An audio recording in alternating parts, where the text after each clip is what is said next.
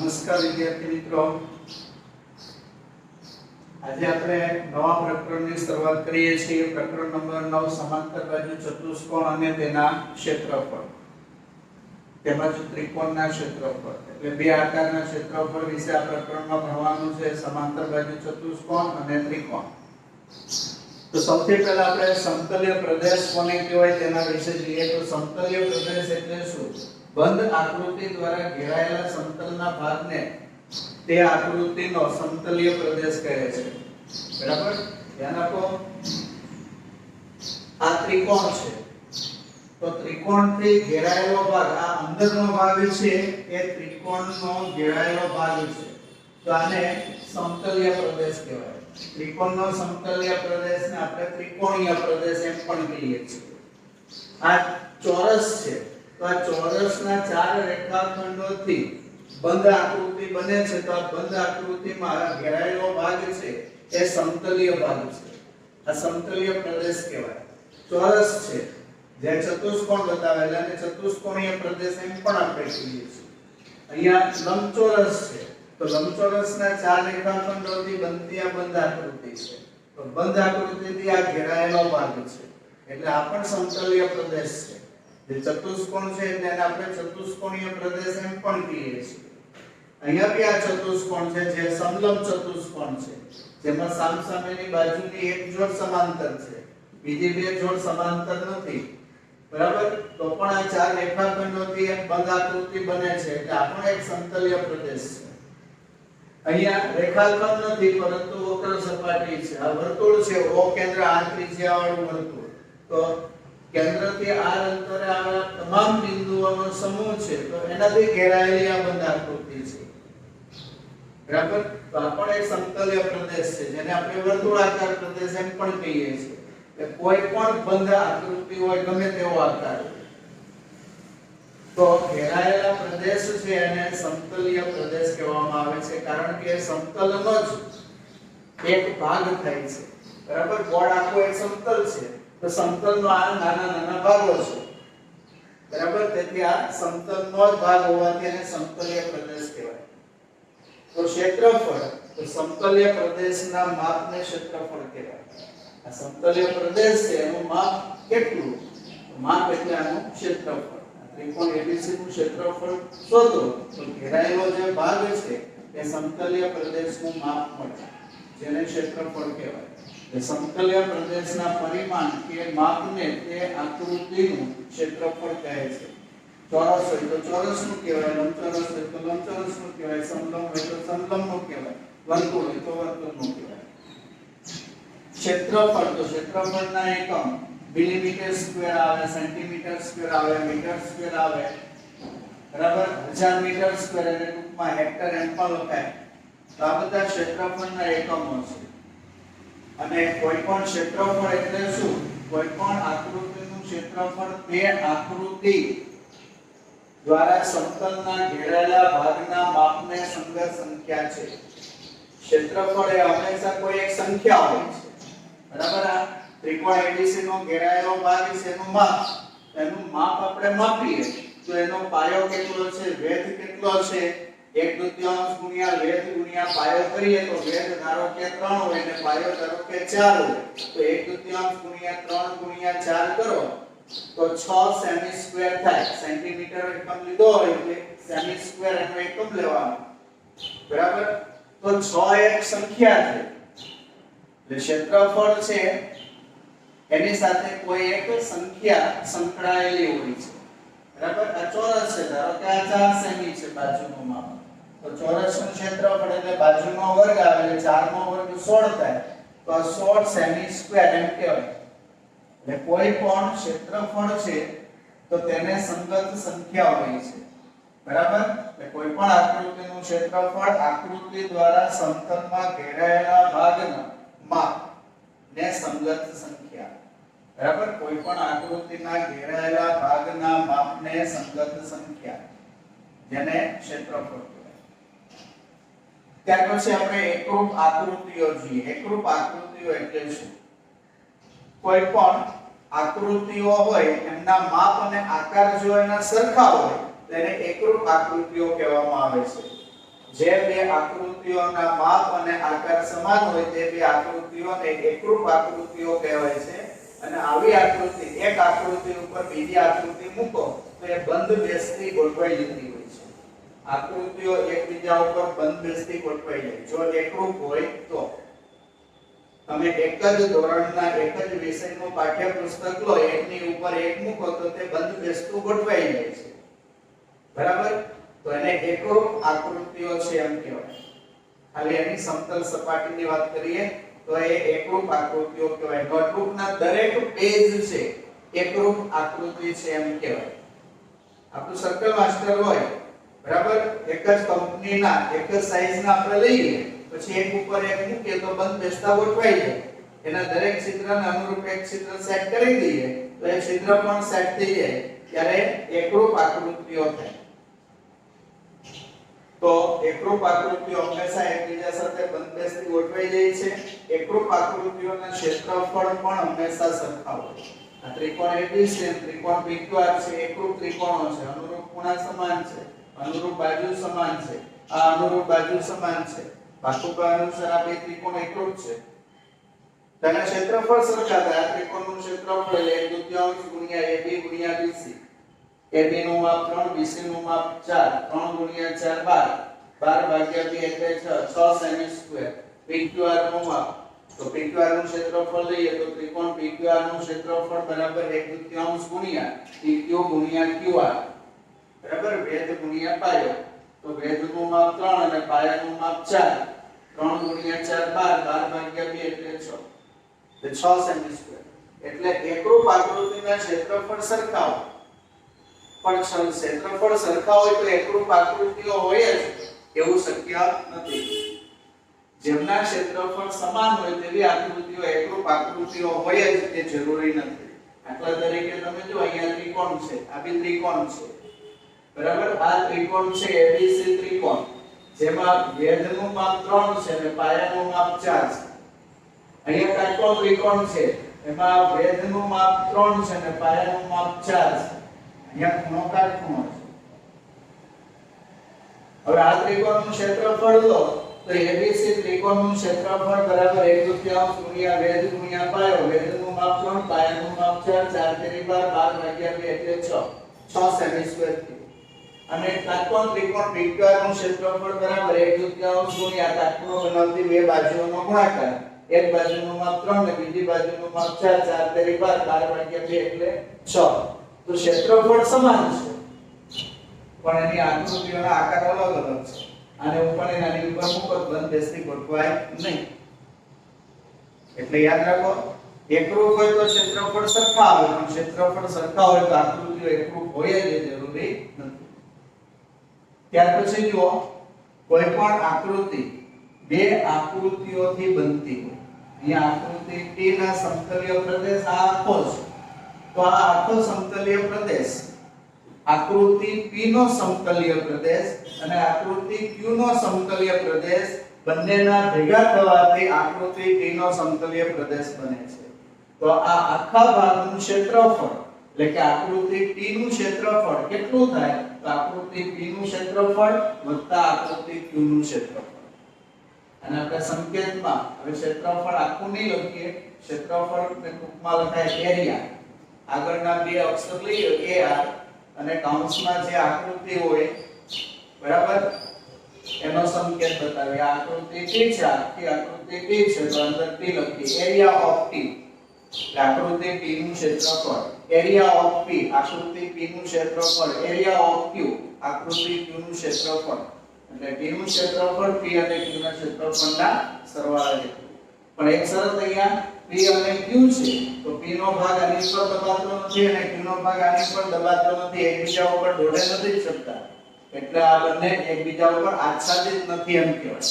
Overlapping આ P છે અને Q છે તો બંને સામસામે આ રીતે આવી રીતે દોડે ચડી જાય તો એને આચ્છાદિત કહેવાય આવી રીતે દોડે ચડી જાય તો આચ્છાદિત કહેવાય પણ જો આ રીતે હોય તો આચ્છાદિત નથી એકબીજા ઉપર આચ્છાદિત નથી એમ કહેવાય એટલે બંને આકૃતિઓ અલગ આકૃતિ છે એટલે P અલગ છે Q અલગ છે એટલે બેના ક્ષેત્રફળનો સરવાળો કરો તો આકૃતિ T નું ક્ષેત્રફળ આપણને મળે જો એક જ પાયા પર આવેલી આકૃતિઓ અહીંયા આકૃતિ દોરીએ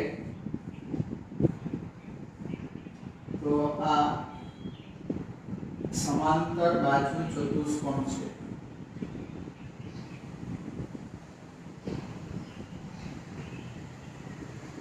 ત્યાર પછી આ આકૃતિ જુઓ તો આ સમલંબ ચતુષ્કોણ છે। તો આ બંને આકૃતિઓ એક જ પાયા AB ઉપર આવેલ છે। समलंब चतुष्कोण ABEF અને समांतर बाजू चतुष्कोण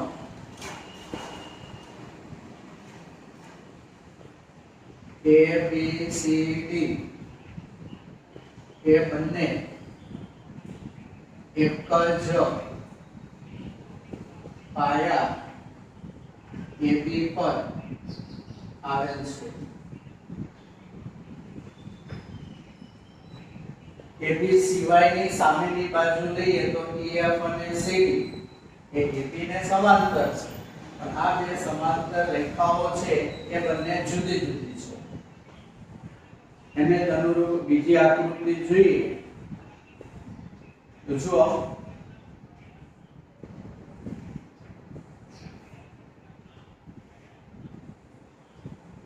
તો આ એક સમાંતર બાજુ ચતુષ્કોણ છે ABCD સમાંતર બાજુ ચતુષ્કોણ છે।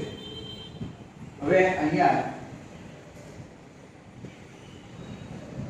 બીજો એક સમાંતર બાજુ ચતુષ્કોણ છે ABEF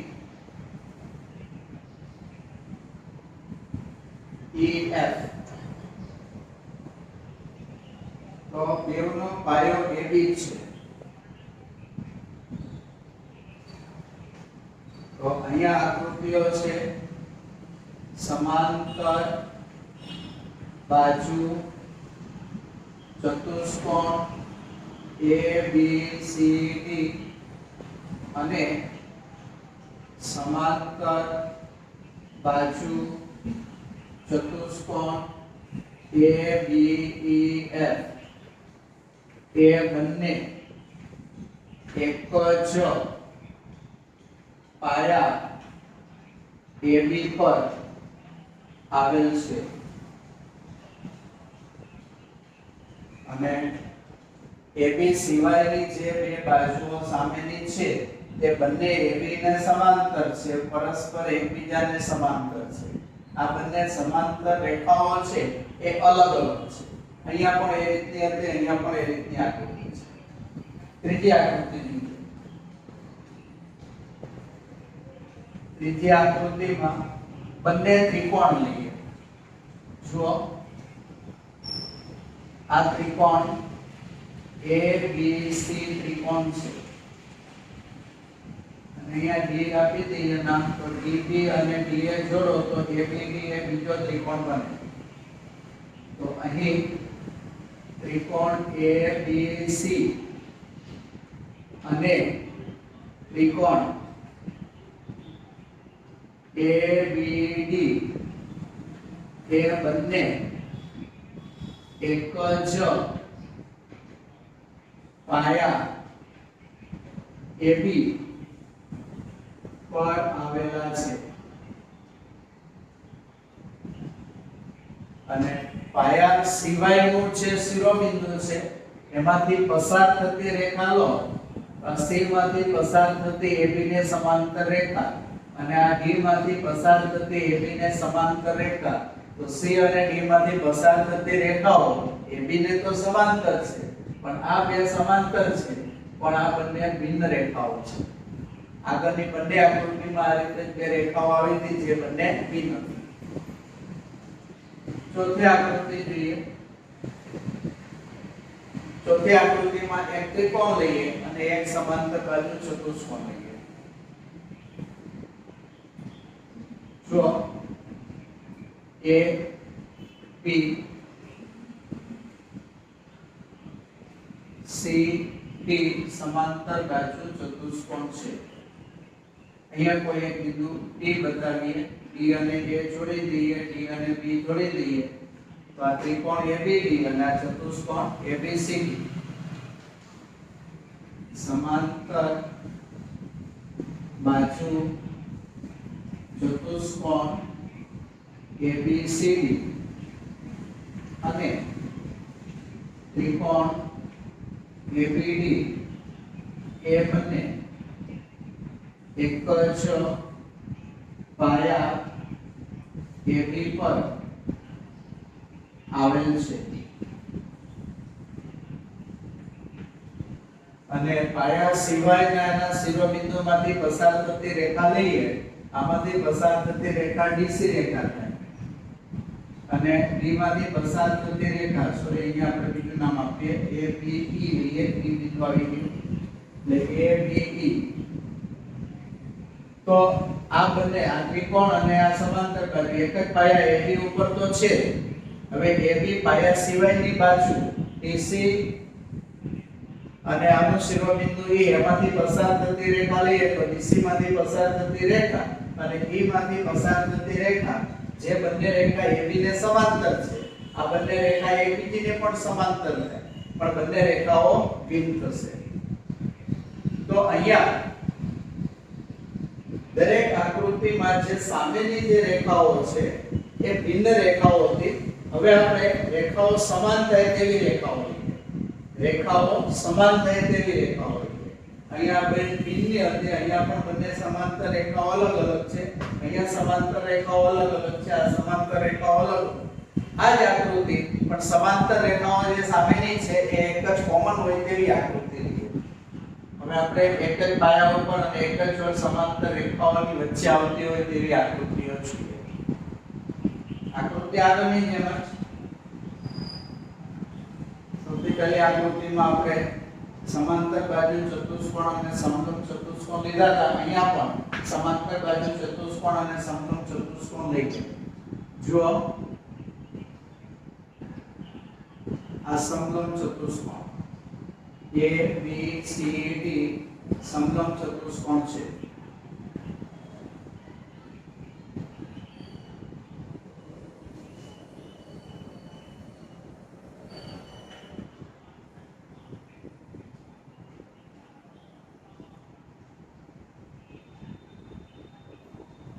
અને આ ચતુષ્કોણ છે સમાંતર બાજુ ABEF સમાંતર બાજુ છે. આ વખતે EF અને DC ને AB ને તો સમાંતર છે, પણ આ બેવ છે એ પરસ્પર સમાંતર નથી, પરસ્પર એક જ રેખા બની જાય છે. DC ને સમાવતી રેખા લો, EF ને સમાવતી રેખા લો તો સળંગ એક જ રેખા બની જાય છે. તો અહીંયા સમાંતર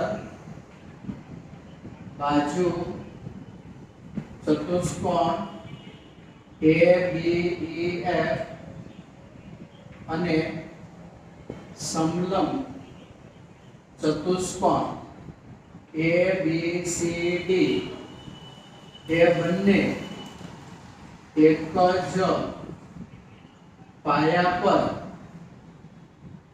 એક જ પાયાનું નામ પણ આપી દઈએ, એક જ પાયા AB પર અને એક જ જોડ સમાંતર રેખાઓ AB અને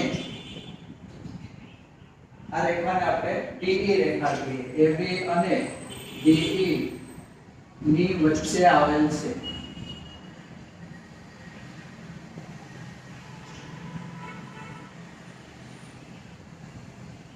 ત્યાર પછી બીજી આકૃતિ જોઈએ. એની અંદર આપણે બંને સમાંતર બાજુ ચતુષ્કોણ લઈએ. જુઓ આ સમાંતર બાજુ ચતુષ્કોણ ABC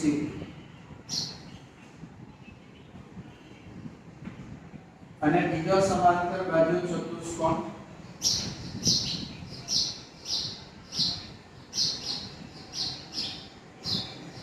EF તો ABEF ABCD બંને સમાંતર બાજુ ચતુષ્કોણ છે પણ આ વખતે DF ને સમાવતી રેખા અને DC ને સમાવતી રેખા બંને રેખાઓ AB ને તો સમાંતર છે પણ આ બંને રેખાઓ ભિન્ન રેખાઓ નથી એક જ રેખાઓ છે તો આમાં બંને આકૃતિઓ એક જ જોડ સમાંતર રેખાઓની વચ્ચે આવી રહી છે તો ચતુષ્કોણ સમાંતર બાજુ ચતુષ્કોણ ABCD અને સમાંતર બાજુ ચતુષ્કોણ ABEF એક જ પાયા AB પર તેમજ એક જ જોડ સમાંતર રેખાઓ AB અને બીજી સમાંતર રેખા DE ની વચ્ચે આવેલ છે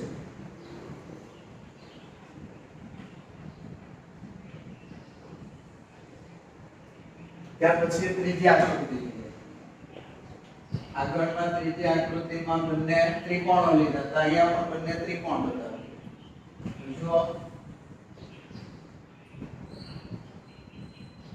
આ ત્રિકોણ ABC આગળની આકૃતિ બતાવી હતી એમાં D બિંદુ અને C બિંદુમાંથી પસાર થતી રેખાઓ AB ને તો સમાંતર હતી પણ તે બંને રેખાઓ પરસ્પર સમાંતર હતી એક જ હતી નહીં અહીંયા આપણે એક જ હોય તેવી લેવાની C માંથી પસાર થતી રેખા ઉપર જ આપણે કોઈ બિંદુ D બતાવીએ અને D અને A માંથી પસાર થતી રેખા બરાબર DA અને DB જોડી દઈએ તો ત્રિકોણ ABC ત્રિકોણ અને ત્રિકોણ ABD ત્રિકોણ આ બંને ત્રિકોણો એક જ પાયા AB ઉપર છે અને એક જ જોડ સમાંતર રેખા AB અને CD ની વચ્ચે આવેલા છે ત્રિકોણ ABC અને ત્રિકોણ ABD એ બંને એક જ પાયા AB અને એક જ પાયા AB પર તેમજ એક જ જોડ સમાંતર રેખાઓ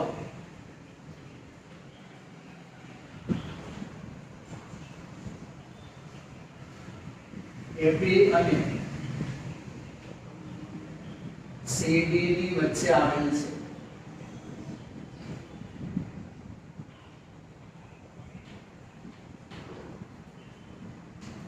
ત્યાર પછી ચોથી આકૃતિ જોઈએ આગળનામાં ચોથી આકૃતિ આપણે એક સમાંતર બાજુ ચતુષ્કોણ અને એક ત્રિકોણ લીધો હતો અહીંયા બી સમાંતર બાજુ ચતુષ્કોણ અને એક ત્રિકોણ લઈએ જો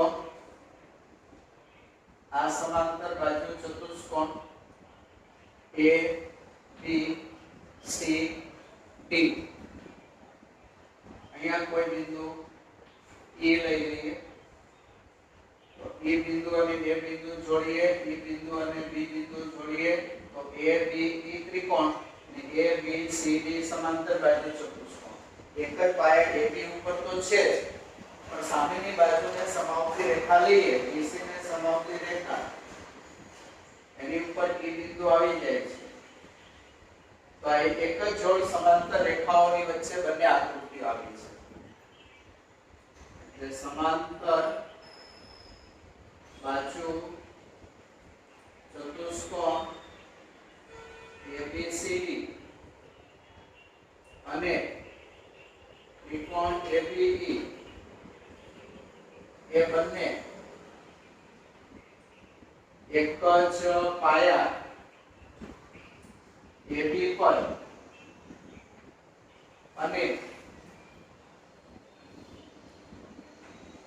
તેમજ એક જ જોડ સમાંતર રેખાઓ AB અને DE ની વચ્ચે આવેલ છે. તો આવી રીતે એક જ પાયા ઉપર જુદી જુદી આકૃતિઓ મેળવી શકાય છે. તે સામેની બાજુને સમાવતી રેખા પરસ્પર સમાંતર હોય અથવા એક જ હોય આવી આકૃતિઓ બની શકે